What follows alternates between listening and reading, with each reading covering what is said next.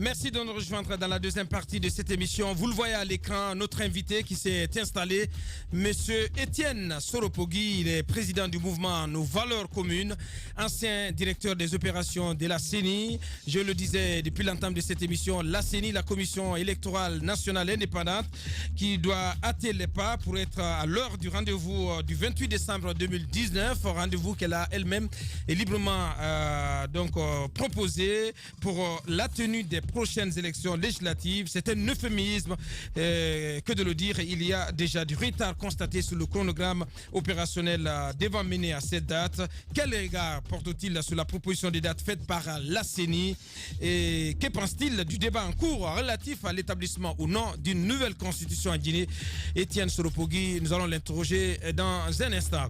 Et l'autre actualité aussi, c'est ce bras de fer qui se tend entre le barreau guinéen et la Cour d'appel de Conakry. Le barreau guinéen donc qui a déjà pris des mesures de représailles contre la décision de la Cour d'appel donc de faire prêter serment 11 jeunes avocats. C'était exactement le lundi 16 septembre. Le barreau guinéen donc qui a décidé de boycotter pour 2 semaines les audiences à la Cour d'appel et pour 1 mois reconductibles, celles qui seront dirigées par le président de cette instance. Comment en est-on arrivé là et jusqu'où ira-t-on dans ce bras de fer? Maître Jokame Abba, il est avocat du barreau, et Maître David Béavogui, lui l'avocat des 11 jeunes avocats qui viennent de prêter serment devant la Cour d'appel. Ils vont tous les deux intervenir vers la fin de cette émission. Avant de continuer vos réactions, on a des soucis avec les autres plateformes. Salut Samba, notre confrère. Affaire Azaya, c'est triste de sortir d'un milieu plus que misérable et d'insulter ainsi les pauvres. Cette décision n'est ni éthique ni humble. C'est pathétique tout simplement. Salut Samb de Reuters qui nous envoie ce message. Bonjour Titi, c'est Abouakar Barclay, s'il vous plaît. Laissez Azaya tranquille car vous, Espace, vous avez pris une telle initiative en Guinée. Vous avez fait votre anniversaire de 10 ans payant. C'est trop bizarre. Bien, votre message est passé, on le respecte. C'est votre opinion. Bonjour, Coro Alpha, sur les traces de Blaise. Ceux qui l'aiment doivent l'aider à finir son mandat. Après des années de lutte, le gâchis serait énorme. S'il réunit tout ça, nous voulons un ancien président vivant.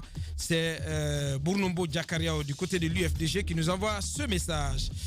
Bonjour Antoine, raconte n'importe quoi. J'ai pris part à cette rencontre du lundi. Il y a eu évidemment du débat. C'était une réunion d'information et ne pouvait donc en être autrement. C'est Joachim Baba Milimono de l'UFDG qui nous envoie ce message. Du côté du RPG à Cancel à présent, Sayo Mara Sekou on a vu Sekou à quelle leçon de morale a donné ici. On l'a vu dans Dadis doit rester ici, qu'il se calme. Ouais, je comprends pas de quel Sekou il parle. On s'intéresse à d'autres réactions du côté du RPG encore. Le FNDC sera divisé de plus. Il est dirigé par 3 personnalités, Sidia, Selou et Sano, qui aujourd'hui voient leur carrière politique finir après 2020. Comment voulez-vous que les petits partis soient fidèles au FNDC à partir du moment où Sidia joue à la politique? Je comprends pas. Le message n'est pas tellement bien rédigé. On va s'intéresser à d'autres. Ça défile au même moment. Sinani qui nous envoie ce message. Dites à Zaya, sans ses fans, il n'est rien. Un peu de respect pour nous à sa place. Je demanderai pardon à mes fans. C'est aussi simple que ça. C'est Sinani qui nous envoie ce message. Cette fois-ci, c'est Corboya Baldé qui s'invite dans la danse. Bonjour, précision importante. Le FNDC n'est pas une société civile, mais une alliance des partis politiques UFDG, UFR, PDN. Au Sénégal, au Mali et au Burkina, les acteurs de la société civile n'ont jamais accepté de s'associer à un combat politique. Le résultat, ils sont crédibles. Ils ont toujours été victorieux dans leur démarche. Par ailleurs, ici, ils ne sont pas crédibles aux yeux des Guinéens. Ils sont tous des militants politiques. 2 dernières réactions avant de continuer. Arfa Moussa Makadjabi qui nous écrit: bonjour Abakar, à toute l'équipe. Abakar, pour vous dire que Azaya est convaincu de sa célébrité. Je vous rappelle qu'il a été le premier artiste qui a avoué publiquement que tout artiste guinéen qui voudra faire un featuring avec lui doit payer et qu'il ne fera plus de featuring gratuit. Azaya est poussé par certains promoteurs culturels. Alpha Moussa Makadjabi qui nous envoie ce message.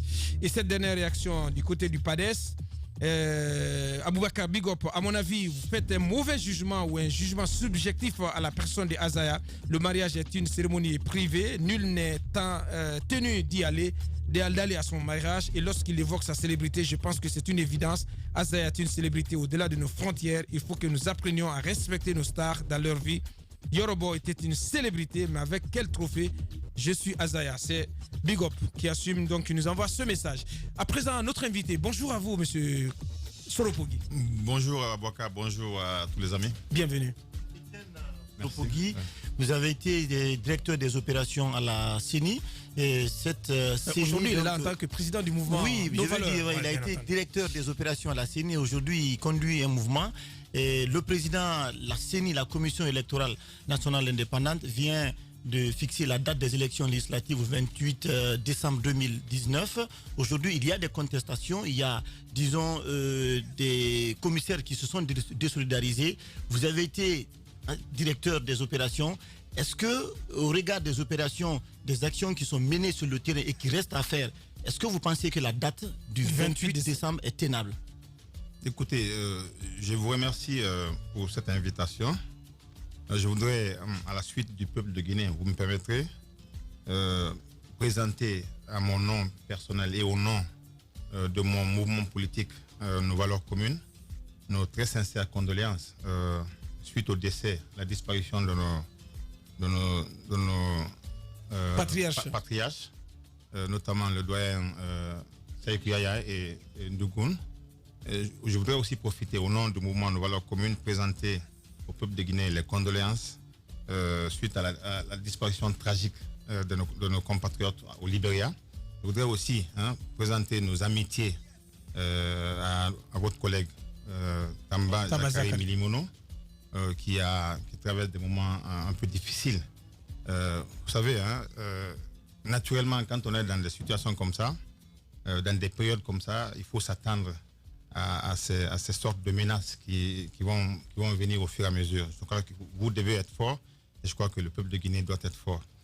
Avant d'aller à votre question, je voudrais dire ceci. Naturellement, comme je l'ai dit, la CENI me colle à la peau. Quand Aboubakar a annoncé hier que je devais passer à cette émission, on a comme l'impression qu'il y a des menaces à peine voilées qui sont renvoyées du côté de mes proches. Pour leur dire, dites à Étienne, il a été à la CENI, à une position stratégique, il ne doit plus parler, il ne doit pas parler. Il y en a même qui disent que pourquoi c'est maintenant il parle. Je rappelle que je suis devenu un leader politique, un leader d'opinion, et que ce n'est pas maintenant que je parle. Je crois que votre studio est témoin de tout ce que j'ai dit ici en son temps, quand je me suis rendu compte que le processus est en train de prendre de l'eau en son temps à l'époque. Ouais. Je crois que donc ce n'est pas maintenant que je parle. Alors, racontez-nous, qu'est-ce qui s'est passé entre hier et ce matin? Non, je dis ça, c'est important de dire ça, parce qu'encore une fois, vous savez, quand on a vous parlez de menaces, vous parlez de pression, oui. Quand on a affaire à des criminels qui ont un projet, qui portent en eux un projet de cette nature, naturellement, on doit pouvoir s'attendre. C'est trop fort quand même. Vous y allez trop fort. Aurait-on peur de ce que vous avez à dire? Naturellement, vous savez, quand c'est comme ça, on a comme l'impression que pendant que j'étais à la CENI, j'ai dû cacher des choses. Les gens oublient que le processus en l'espèce, le processus électoral est un processus qui doit être transparent. Non. Je dis, j'étais obligé à un moment donné de dire les choses. Parce les grandes gueules. En trahissant, si vous voulez, un peu mon obligation de réserve, mais je voulais être en phase avec ma conscience. C'est pourquoi, à chaque fois que je me suis rendu compte que les choses ne marchaient pas, j'ai dû venir ici le dire clairement au peuple de Guinée. Je continue à le faire. L'important pour que les choses puissent s'améliorer dans l'intérêt de notre pays. La question de Basekou. Alors c'est important de dire ça. Ouais. La question de Basekou, ce qui se passe au niveau de la CENI aujourd'hui, très honnêtement, est inédit.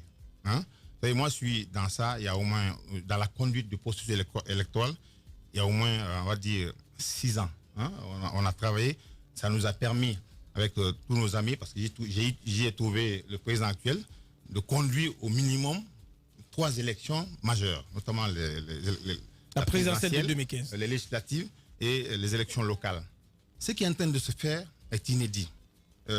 D'abord, dans la façon dont, au regard des standards et des procédures de validation en interne d'un chronogramme, d'un calendrier électoral, Ça ne s'est jamais fait. C'est dommage qu'on soit en train de revenir derrière sur les acquis qu'on a eu à faire. Le chronogramme, quand il est en train de se valider, il y a un process de validation interne au niveau de la CENI. Quel est ce process? Le process veut que il y a un département qui a vocation à concevoir la première mouture du chronogramme. Ce département, après le travail, doit pouvoir soumettre cette première mouture à une réunion qu'on appelle la réunion des départements, à laquelle sont présents l'ensemble des commissaires et l'ensemble des directions techniques, des services techniques. Ce document est regardé, validé, avec les apports les contributions sont faites, et après, c'est juste après ça qu'on soumet ce document au niveau de la plénière pour validation en dernier ressort. Mais vous savez, quand on gère un processus, naturellement, les acteurs politiques, notamment l'exécutif, ils ont toujours un agenda politique derrière. Il vous appartient, en tant que responsable chargé de la gestion d'un organe de gestion électorale, de vous assurer que vous n'allez pas dans le sens de leur agenda politique. Ouais. Parce qu'encore une fois, tout ça, le déroulé de tout ça, on le verra tout à l'heure, est fait conformément à un certain nombre de standards, et c'est des délais, on l'a dit, légaux, techniques, opérationnels qui sont mis bout à bout. Ça ne tombe pas du ciel. C'est pas la première fois. Le plus souvent, les gens, dans leur agenda, ils ont une prétention à vouloir rendre élastique les délais, et en fonction des agendas qu'ils ont, ils peuvent vouloir le compresser. Alors vous êtes dans ça, vous devez pouvoir le dire. On l'a dit en notre temps. Quand les gens vous disent, on fait les élections de telle date, on dit, ce n'est pas possible. En votre temps, c'était pas rose, Tinsoropogi. En votre temps, c'était la même réalité, parce que les législatives ont été reportées à 6 reprises, si je me souviens. Des cas précis. Oui, mais je parle de l'époque. Vous étiez à la CENI lorsqu'il y a eu des reports à maintes reprises. Vous étiez aux opérations à l'époque. Non. Encore une fois, les législatives. Il y a eu des reports multiples. Les législatives devaient se tenir. Quand nous arrivions. Oui.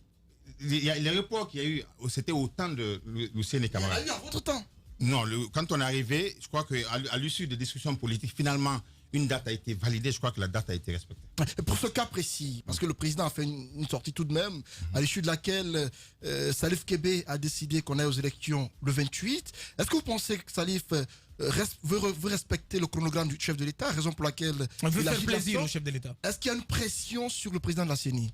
Non, mais sincèrement, ça sent à 2 km d'ici, ça sent la pression. Je crois que l'une des qualités d'un président de la CENI, c'est de pouvoir résister à ces sortes de pressions, parce que ça ne finit pas. J'en sais quelque chose, ça ne finit pas. Il faut pouvoir, pour la crédibilité de l'institution, pour la crédibilité de la conduite du processus, il faut peut-être en mesure de pouvoir dire non quand ce n'est pas possible. Et écoutez, l'élection présidentielle 2015, on l'a déroulée en 315 jours. C'est plus ou moins les mêmes c'est des procédures similaires en termes d'élection. Vous seriez resté à la CENI, est-ce que vous auriez tenu le même langage? Mais je vous confirme que je n'aurais pas accepté ça. Parce qu'encore une fois, ce n'est pas comme ça que ça fonctionne. Le processus électoral... Très sincèrement. Parce que les grandes guerres. Très rarement. Si j'étais à la CENI, très rarement, je crois qu'on n'en serait pas là. Oui, mais très rarement, on vous a vu quand même prendre le contre-pied de ce que Kébé a dit. On vous a plutôt vu complice. Non, mais encore une fois, j'ai conduit avec Kébé beaucoup plus en tant complice. Que président une seule élection. Ouais, faire ami-ami, vous avez fait ami-ami avec Kébé à la CENI. Les élections communales. C'est les élections communales. Et je crois que le déroulé technique des élections communales se sont plutôt bien passées. Vous vous êtes battu pour lui. Non, écoutez, ce qui s'est passé vous êtes au niveau battu des élections communales, au niveau des élections communales, ce qui s'est passé, c'est que pendant les opérations de centralisation, et je l'avais dit en son temps, les magistrats avaient été menacés pour qu'ils procèdent au changement de certains résultats par endroit. Je l'avais dit en son temps. Sinon, dans la conduite technique, l'autre jour de ces élections, tout s'est passé normalement. Nous avons fait la proposition. Est-ce que vous voulez nous apprendre ce matin que Salif Kébé n'est pas un problème? C'est quelqu'un que vous connaissez qui travaille bien, puisque les communales, il les a conduites correctement. Mais il semble avoir cédé. Aujourd'hui, donc, qu'est-ce qui peut bien se passer? Et encore une fois, quand je m'adresse, mon ami Kébé, c'est mon ami. Mais là, je m'adresse au président de la CENI. C'est important. Bien. Encore une fois, je crois qu'il doit pouvoir, et c'est essentiel. Vous savez, ce qui se passe, il faut avoir le courage de dire si c'est possible, ce n'est pas possible. Vous prenez les délais. On peut vouloir entrer là. Je crois qu'ils ont proposé La question, on va la reposer exactement parce que la date du 28 décembre a été fixée. Vous avez dit que normalement, fixer un chronogramme pour l'organisation des élections demande tout un processus. Est-ce qu'à votre avis, ce processus-là a été respecté? Est-ce que si on s'en tient à cette date, est-ce qu'on aura des élections inclusives? Est-ce que vous pensez que c'est possible? Est-ce que c'est tenable à cette date? Alors, votre question renvoie à deux schémas. On va aller dans les détails. Oui, on prend le chronogramme. Ouais. Votre question renvoie à deux schémas. D'abord, naturellement, on peut vouloir forcer les choses, ce qu'on appelle faire le forcing. Et le résultat, c'est d'aboutir à des élections bâclées. Quand vous prenez l'opération actuelle qui est en train de se dérouler, qu'on est en train de préparer pour qu'elle se déroule, c'est l'opération de révision du fichier électoral. Parce que le fichier comporte à deux composantes. Il y a les listes électorales et il y a la cartographie des bureaux de vote. On se rend compte qu'à ce stade-ci, selon l'information que nous avons, on devait procéder à l'acquisition du logiciel de révision. Le marché a été passé avec Innovatrice, on le sait, mais malheureusement, le logiciel n'a pas été livré encore au niveau de Conakry. On devait procéder à l'acquisition des kits d'enrôlement. Les kits sont à Conakry, mais il s'agit, une fois que les logiciels présents à Conakry, de les implémenter au niveau des kits. Ça prend un certain délai à faire. Après l'implémentation, au moins 25 jours minimum. Bien. Après les avoir implémentés, de procéder à des opérations tests en interne et en grandeur nature pour s'assurer que tout marche. Vous savez, il peut y avoir une incompatibilité entre le logiciel acquis et le kit qui a été aussi acquis. Surtout que ce n'est pas les mêmes fournisseurs qui ont donné. C'est pas les mêmes fournisseurs. L'autre risque, c'est ça, c'est de pouvoir permettre à l'État d'acquérir du matériel, alors que le logiciel, l'idéal aurait été de permettre à la CENI de commander tout à la fois. Ouais. Donc tout cela peut prendre du temps après. Il faut pouvoir mettre tout ça ensemble et pour positionner l'ensemble de ces kits. Il paraît qu'il y en a 4000 au niveau de l'ensemble des KL, au niveau de l'intérieur du pays. Donc ça prend un délai. Installer aussi les câbles. Ça prend un délai d'acheminement. Et puis en même temps, il faut identifier. Avant de les installer, il faut identifier les membres des CAL. Il y a deux composantes. Il y a ce qu'on appelle la composante technique. Ce sont les agents de saisie. On l'appelle souvent communément les opérateurs de saisie. Oui. Et puis après, il faut pouvoir les identifier, les former pour qu'ils comprennent comment est-ce que tout cela fonctionne. Après, il y a la composante administrative, en fait, qui est composée des acteurs. Pour pouvoir les identifier, les former. Et puis après, les déployer sur le terrain pour que l'opération puisse être lancée. Et puis après, quand l'opération est lancée, au regard des textes de loi, il est prévu que pour la révision, on peut faire une révision ordinaire de 3 mois. Tu vois, le 1er octobre au 31 décembre. Et il est possible de faire une révision extraordinaire. Mais je crois que ce qui est important de dire ici. Oui. Non, après, c'est l'attitude est donnée au président de la CENI. De décider des jours d'ouverture et de clôture de la révision exceptionnelle. Mais il se trouve que dès l'instant que le législateur a décidé de circonscrire les délais dans lesquels doivent se tenir la révision ordinaire, ça veut dire que le législateur est au courant que c'est une opération extrêmement importante. Il ouvre quand même une fenêtre pour dire qu'attention, si vous pensez que ce délai ne vous convenait pas, vous avez la possibilité d'aller vers un autre délai, en ce moment en prorogeant, par exemple. Je crois que c'est cette idée-là qu'on doit entendre par révision extraordinaire. Ce n'est pas non plus de compresser. Il ne s'agit pas de compresser. Il faut pouvoir se donner assez de délai de nature à ce que le chronogramme puisse être déroulé de manière sans que ça soit sous pression. Donc je crois que finalement... Jamais, alors dans l'histoire quand même, cette question. Dans l'histoire, jamais ce délai n'a été compressé? Oui, c'est vrai que par endroit, ça avait été compressé, mais nous ne sommes pas dans la même configuration. Oui, aujourd'hui, nous ne sommes pas... Non, attendez. S'il vous plaît. Est-ce qu'à votre temps, vous avez... Nous ne sommes pas dans la même configuration. Est-ce que vous avez à votre temps... La différence, c'est que aujourd'hui, au regard des conclusions de l'audit du fichier électoral, il a été demandé à ce que... Vous savez, nous avons 4 générations de Guinéens qui ne sont pas dans le fichier électoral. Il a été demandé, en plus de ces personnes qu'on doit récupérer, les 4 générations de Guinéens, il a été demandé à ce que l'ensemble des électeurs, les 6 040 000, reviennent au niveau des CAL pour se faire enrôler. C'est important de permettre à ce que l'ensemble de ces électeurs, c'est un droit consacré par la Constitution, le fait que l'ensemble des Guinéens qui ont l'âge de voter puissent être dans le fichier électoral pour leur permettre de voter. Si vous précipitez cette opération, en fait, la conséquence, c'est que vous amenez un nombre important de Guinéens à ne pas être dans le fichier. Parce Et que vous les privez ainsi de droit. C'est essentiel parce que vous êtes en train de vouloir compresser. Et je crois que malheureusement, donc c'est ce qui est en train d'être fait par le pouvoir. En gros, au regard des recommandations de l'audit du fichier, on ne peut pas se permettre un recensement, en tout cas une révision du fichier en 25 jours. Non, mais ça ne permet pas. D'abord, il n'y a que quelques jours que les Guinéens, vous-même, vous êtes l'une des radios, l'une des personnes les plus informées au niveau de notre pays. Il n'y a que quelques jours, vous êtes au courant que les conclusions de l'audit demandent à ce que tout le monde repasse. Alors, il faut prendre le temps. Au courant il y a longtemps, quand même. Mais il faut prendre le temps d'informer l'ensemble des Guinéens. Il y a une opération de sensibilisation et d'information qui doit être menée à ce niveau pour permettre à ce que tous les Guinéens, où qu'ils soient, puissent comprendre de quoi il s'agit et puissent revenir parce que celui qui ne revient pas, et c'est là ce qui est important, celui qui ne revient pas est considéré comme ne faisant plus partie du fichier. Donc non seulement il faut on va dire quoi, réenrôler ceux qui sont déjà dans la base de données, mais en plus il faut enrôler donc 4 générations de Guinéens. C'est ça. Donc vous avez c'est une opération on vise autour de 2 millions de personnes supplémentaires qui doivent être récupérées au titre de ces 4 millions, de ces 4 générations de Guinéens. Donc pour vous, pour faire ce travail, il faut non seulement on ne peut pas le faire en compressant les délais, mais il faut plutôt aller au-delà. On avait fait la même chose parce que l'élection présidentielle 2015, au regard des discussions politiques qu'il y avait eu, il fallait faire préalablement la révision du fichier électoral. C'est pourquoi les délais que nous avons déclinés nous ont permis de dérouler ce chronogramme en 320 jours au minimum. On ne peut pas ramener aujourd'hui dans la même configuration à vouloir tenir ces élections à 300, à moins de 100 jours. Donc l'objet, c'est de ne pas respecter les conclusions, mais les conclusions de l'audit. Donc, parce que les conclusions de l'audit prévoyaient plus ou moins la reprise, la refonte du fichier. Et je crois que il y a eu assez de discussions politiques autour.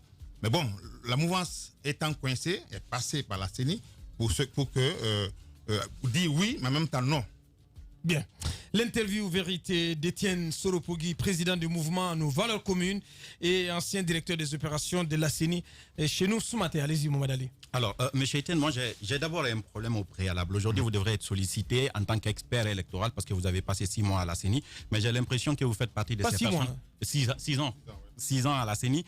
Aujourd'hui, j'ai l'impression que vous passez pour l'une des personnes les plus illégitimes à parler d'élections. Parce que vous l'avez dit, vous avez organisé 3 élections, mais la présidentielle, on a considéré comme ce n'était pas une élection parce que la seule fois où on a fait coup KO depuis 2010 à une élection présidentielle, ce sont les élections que vous avez organisées aux législatives. Une partie des politiques n'ont pas accepté, au communal et communautaire, jusqu'à présent, ça crée des problèmes. Donc, vous n'avez jamais organisé une élection qui ne crée pas de problème. Doublé de cela, aujourd'hui, vous êtes un homme politique et vu votre discours, vous êtes de l'opposition. Je voudrais savoir à quel moment on doit croire à votre bonne foi.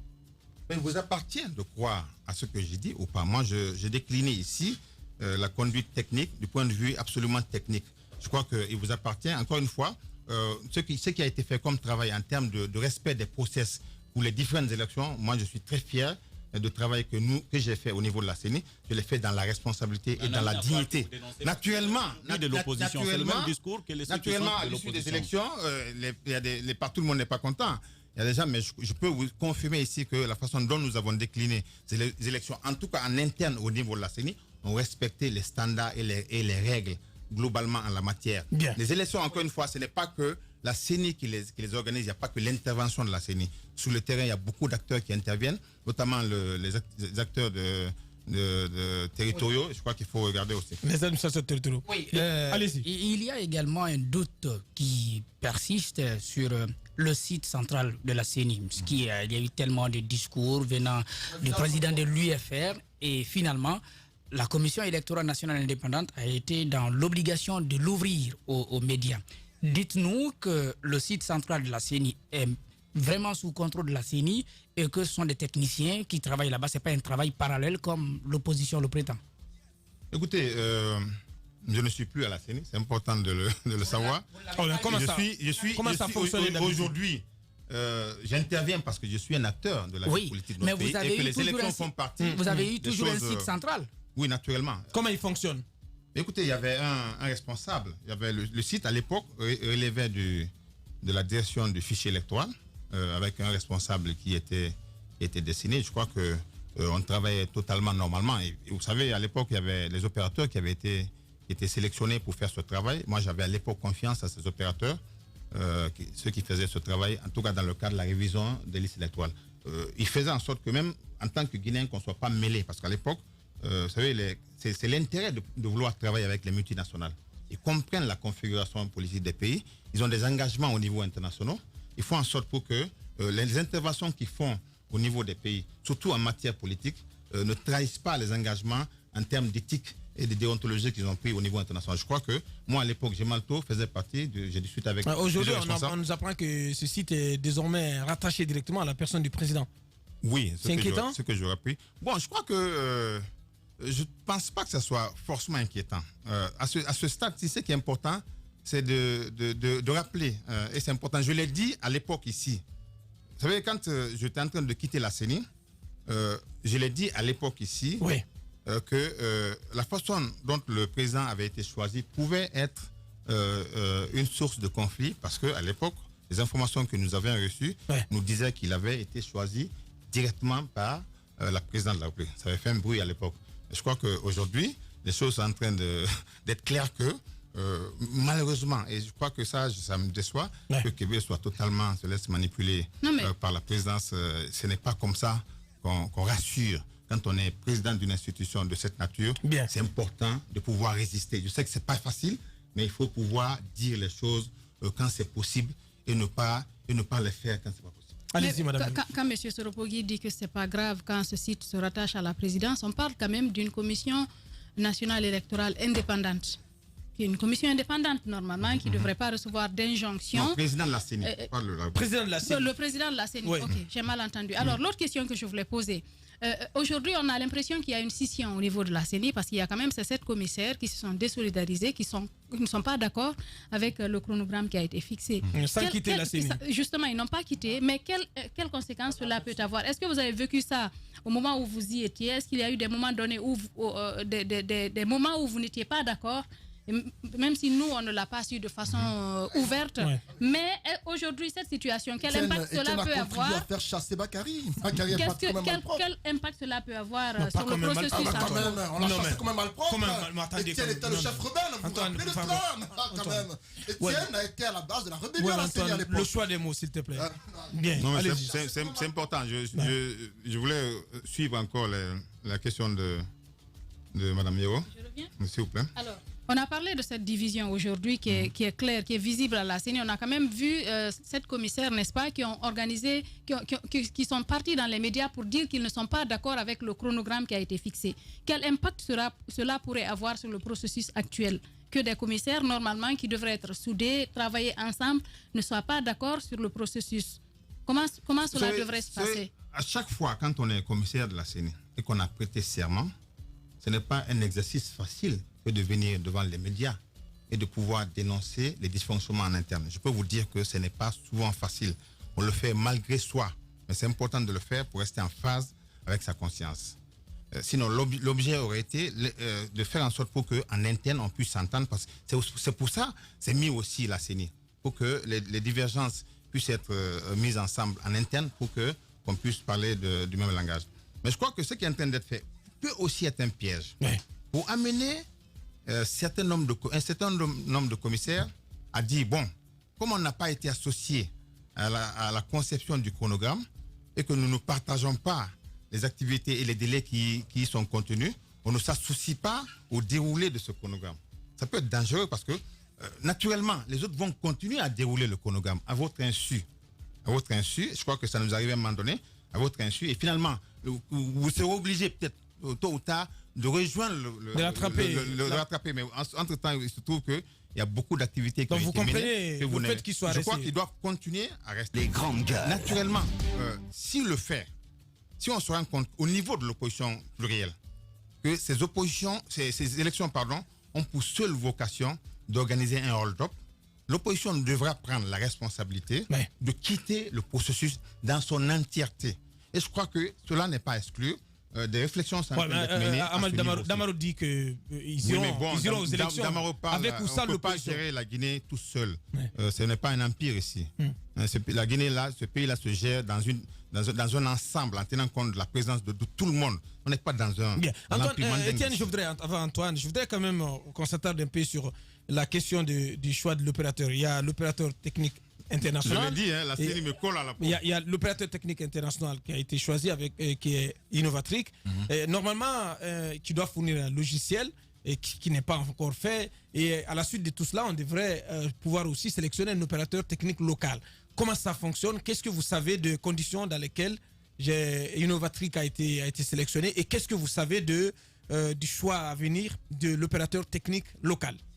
Alors, habituellement, comment ça fonctionne?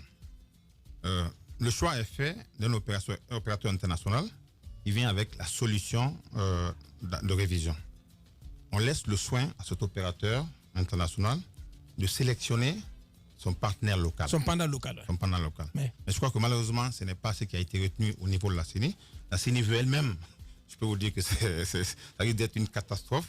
Elle veut elle-même mener ses opérations d'enrôlement recrutant par-ci, par-là. On parle des retours possibles de Sabari Technologies? Oui, j'ai entendu parler, mais bon, en tout cas, si on devait laisser la possibilité, la responsabilité voudra que la CENI confie ça. Vous savez, dans le processus, il est possible de ne pas directement mener un certain nombre d'opérations. Il est possible. Et naturellement, il faut donner la possibilité à des gens qui ont un certain recul de mener ces opérations de manière extrêmement sereine. Et ça vous permet, de vous concentrer sur d'autres choses. Je crois que c'est ce qui... En tout cas, c'est comme ça a été depuis un certain temps. Bien. Étienne Soropogui, ancien directeur des opérations de la CENI, président du mouvement Nos Valeurs Communes. Antoine. Il y a beaucoup de questions par rapport aux multiples incompréhensions au sein de la CENI, de l'Onseni Camara, voire de Ben Sekoussila, l'Onseni en passant par Bakary Fofana, jusqu'à Salif Kébé. Jamais il y a eu de compréhension. Les politiques ont toujours contesté la légitimité des présidents. Aujourd'hui, on a compressé les commissaires à la CENI au nombre de 17. Et malgré tout, il y a des problèmes. Des partis politiques, à l'époque, on demandait à ce que leurs représentants quittent carrément l'institution. Dites-nous, est-ce que, lorsque vous prêtez serment en coupant le cordon ombilical avec le parti politique, est-ce qu'il est encore possible de retourner à la base? Parce qu'on apprend que ce sont les commissaires à la CENI qui donnent des informations à leur parti politique. Vous savez, le processus électoral n'est pas un processus qui se construit dans l'ombre. C'est important.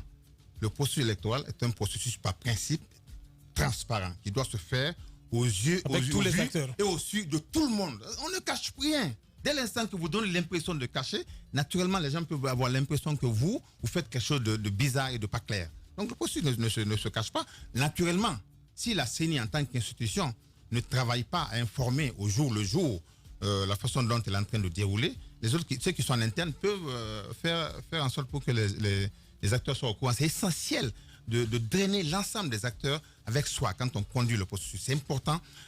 On dit souvent, dans l'établissement du fichier électoral, ce n'est pas le travail technique que vous faites qui est important. C'est l'adhésion que vous avez autour. Dans toutes les écoles où on enseigne les élections, on dit ça à tout le monde.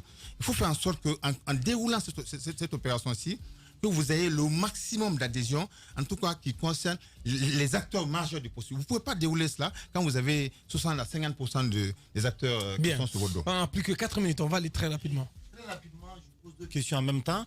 La première, depuis 2010, c'est que nous avons remarqué qu'à chaque élection, la CENI essaie de se doter d'un nouvel opérateur technique pour la révision du fichier électoral, à l'image d'autres pays, par exemple, qui ont réussi quand même à avoir un opérateur technique local sur place. Pourquoi la Guinée est dans la recherche souvent d'une solution extérieure pour pouvoir corriger les imperfections sur le fichier?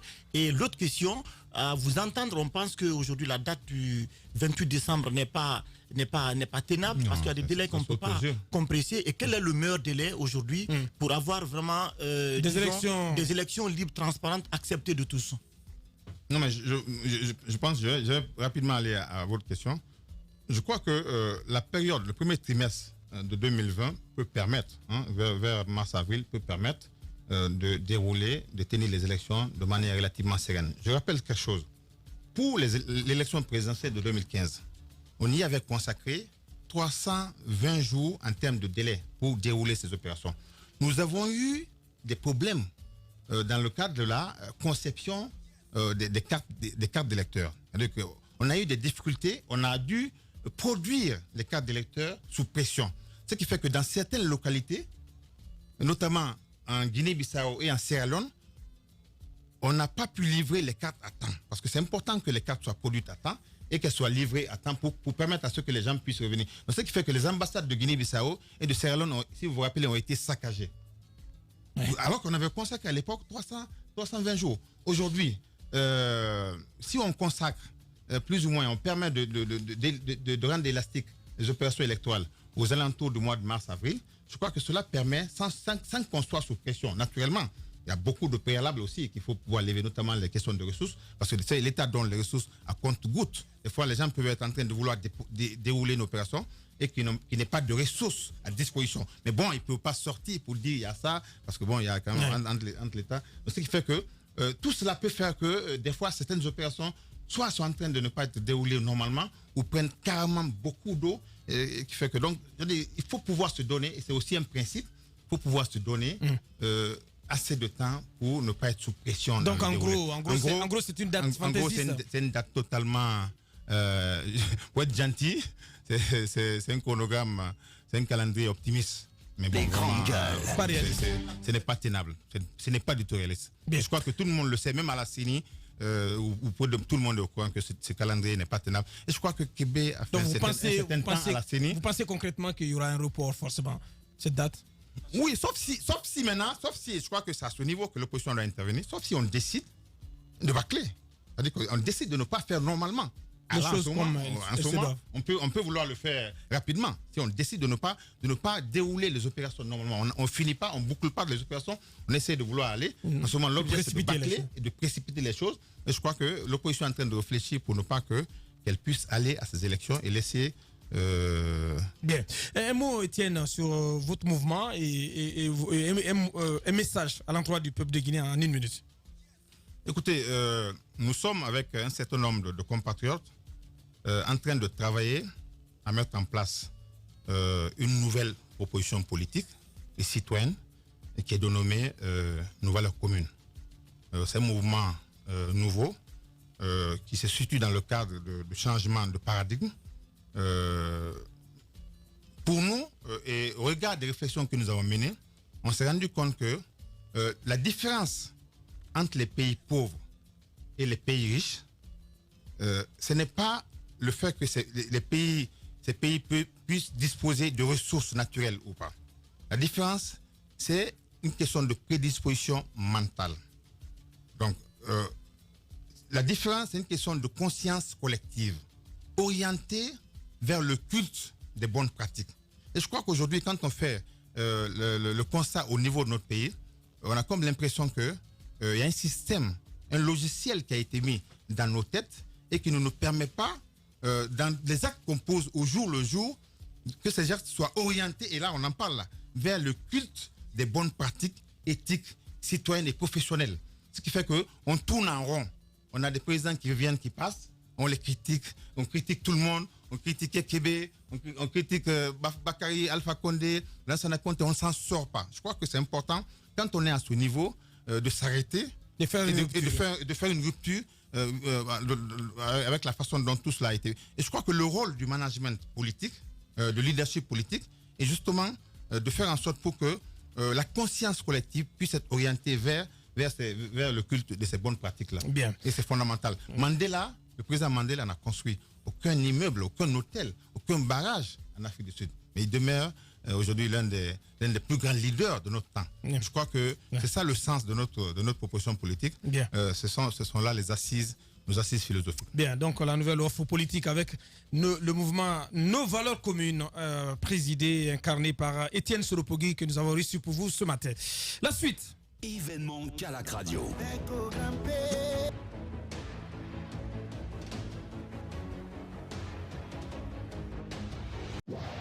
Il se passe dans la vie politique tant d'événements inattendus, bizarres, que la Guinée paraît fumer la moquette. Chez les GG, la politique, vie de société, les grandes gueules, pour l'intérêt de la Guinée.